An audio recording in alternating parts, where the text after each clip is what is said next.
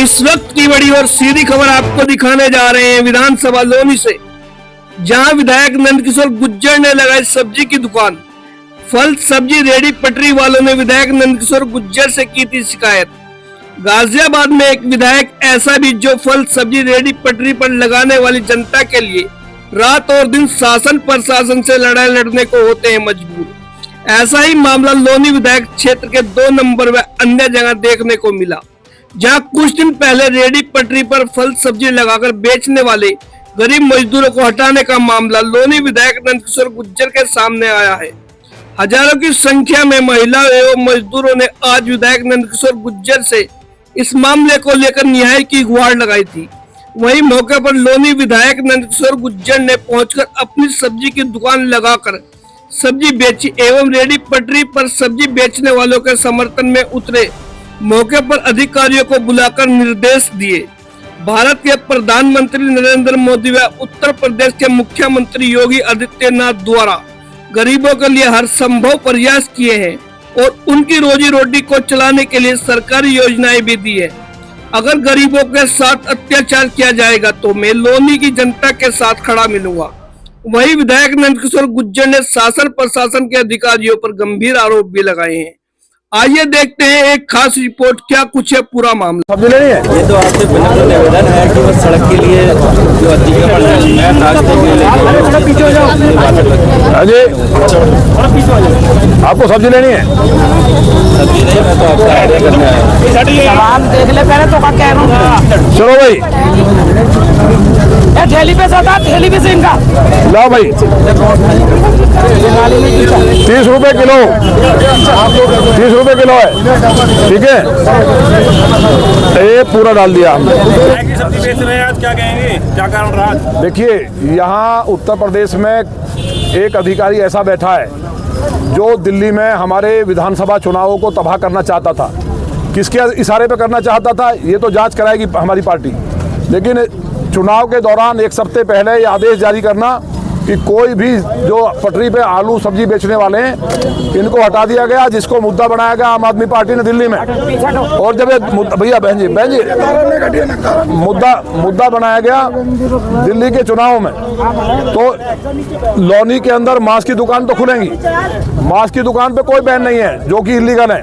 लेकिन अगर कोई गरीब आदमी आलू बेच रहा है, मिर्च बेच रहा है, गोभी बेच रहा है, सब्जी बेच रहा है, तो उसका यहाँ पुलिस विरोध करेगी। शासन का अगर आदेश है माननीय मुख्यमंत्री जी का तो हमें दिखा दें। किसी भी ऐसे तनाशाह अधिकारी का जो वायसराय मानता है उसका आदेश लोनी में नहीं चलेगा, कहीं भी चलाए। पुलिस का कहना है कि जो बाजार लगते हैं उससे जाम लगता है। हाँ, जाम तो इंदिरापुरी चौकी पे लगता है, लोनी बॉर्डर थाने पे लगता है, तिराहे पे लगता है। वहाँ कोई सब्जी नहीं बेचता, कोई बड़ा नहीं बैठता।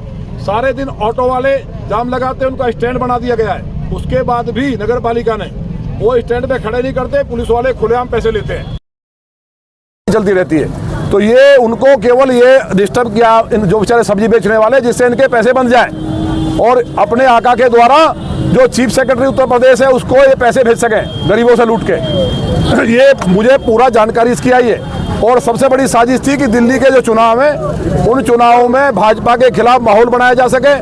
लगभग 20 सीटों पे वोटों का प्रभाव डला है। वो तो हमने हाथ जोड़े दिल्ली में जा जाके कि ऐसा नहीं है, ये समाजवादी पार्टी के एजेंट के रूप में अधिकारी काम कर रहे हैं। तब जाकर के लोगों ने कुछ समझा है, फिर भी हमारा नुकसान हुआ है।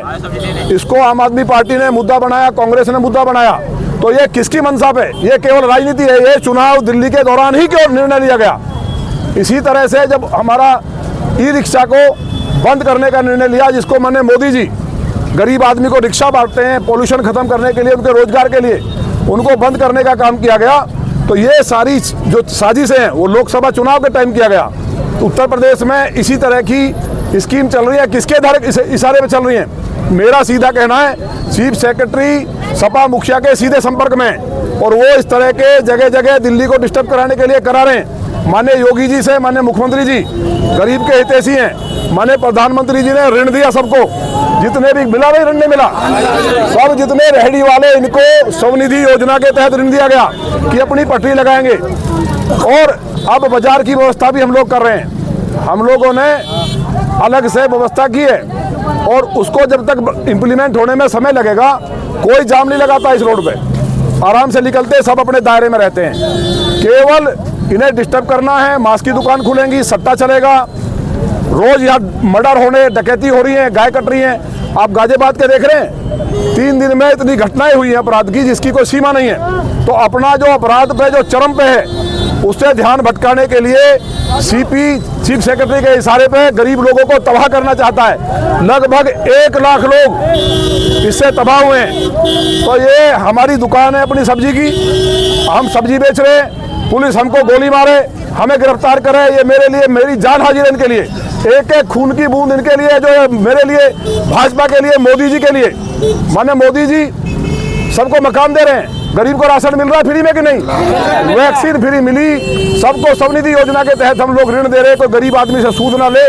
हम दिन रात लोगों के लिए काम कर रहे हैं, तभी ये गरीब भाजपा को वोट डालते हैं, मोदी जी को वोट डालते हैं। इसी तरह से लोकसभा चुनाव में लोगों के जो भाजपा के वोटर थे उनको नोटिस दिए गए, उनके मुचलके किए गए जिससे कि वो वोट ना डालें और भाग जाएं। लेकिन ये भाजपा का गढ़ है, यहाँ हम लोग अपनी जान दे देंगे, किसी गरीब को नुकसान नहीं होने देंगे। हम लोग सब्जी बेच रहे हैं, इसलिए सभी जो मेरे भाई हैं उनके साथ मिलकर बेचेंगे और अपना कोई किसी को दिक्कत नहीं आएगी। आपको मालूम नहीं है, बहुत बड़ी गड़बड़ हुई है। मैंने कई घरों में आटा पहुंचाया है, लोग भूखमरी पे गरीब ही सब त्रस्त हैं। बताओ बहन जी, बताओ। कल भी दिया, सबकी मदद इन्होंने कल भी लोग दिया। इनके जो ना कीड़े पड़ेंगे, ये जो इनको गरीबों को परेशान कर रहे हैं। याद रखना हमारी बात, ये गरीब लोगों की बद्दुआ लगेगी, बर्बाद हो जाएंगे, लेकिन बीजेपी को कमजोर नहीं होने देंगे।